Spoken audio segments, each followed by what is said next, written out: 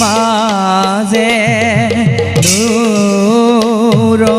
মনন্দন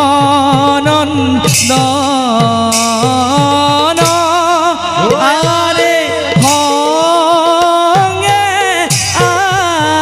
আহে হত ভাতৃ দেখি হো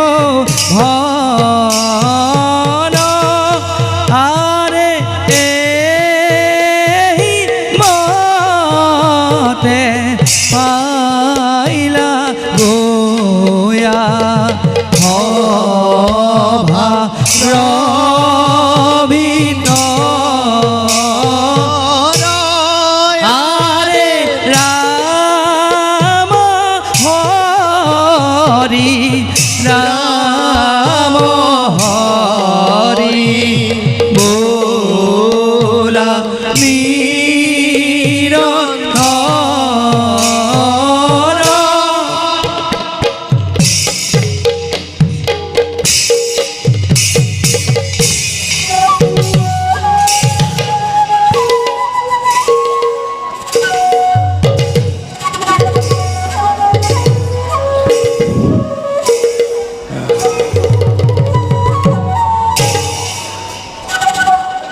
দুঃখাখন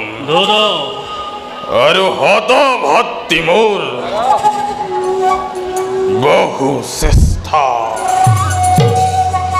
বহু চেষ্টা কৰিও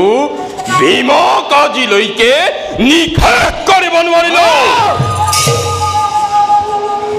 পয়ো গিলো হলা হল কিন্তু হিতে হল বিপরীত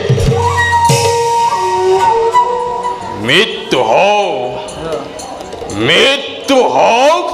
সারি বিকুদরার নাগরাজর পরা লাভ করিলে হত হাতির বল দিনে নিখাই মোর চিন্তা বাহিব ধৰিছে যদিহে হব নোৱাৰো মই ৰজা হস্তিনাপুৰৰ তেন্তে বৃথা হব মোৰ এই জনম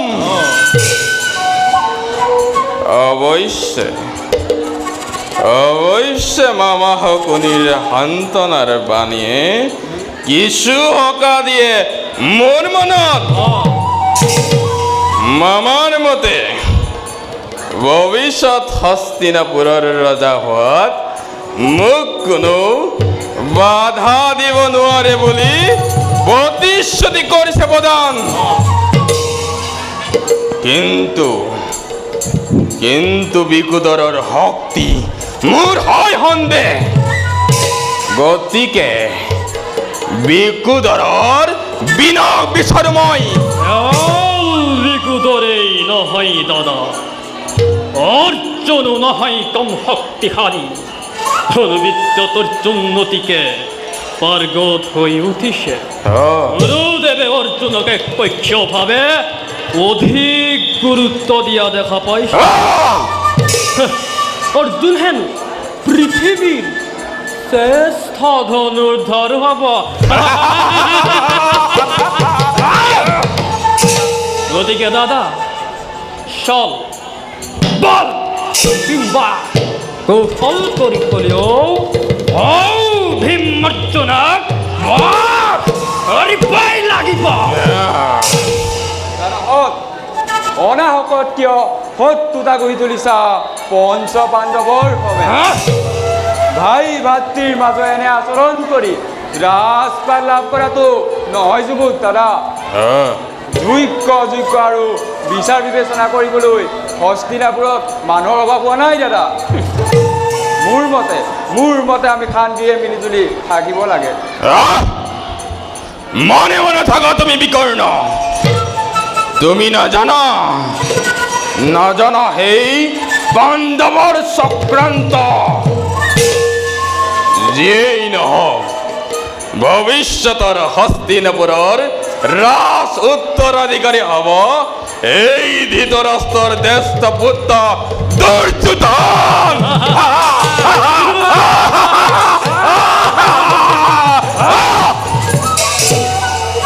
ইয়াক বাধা দি কোনো ৰাখিব নোৱাৰে। বল ভাই হওক, গুৰুদেৱ আহিবৰ সময় হ'ল। বলক দাদা।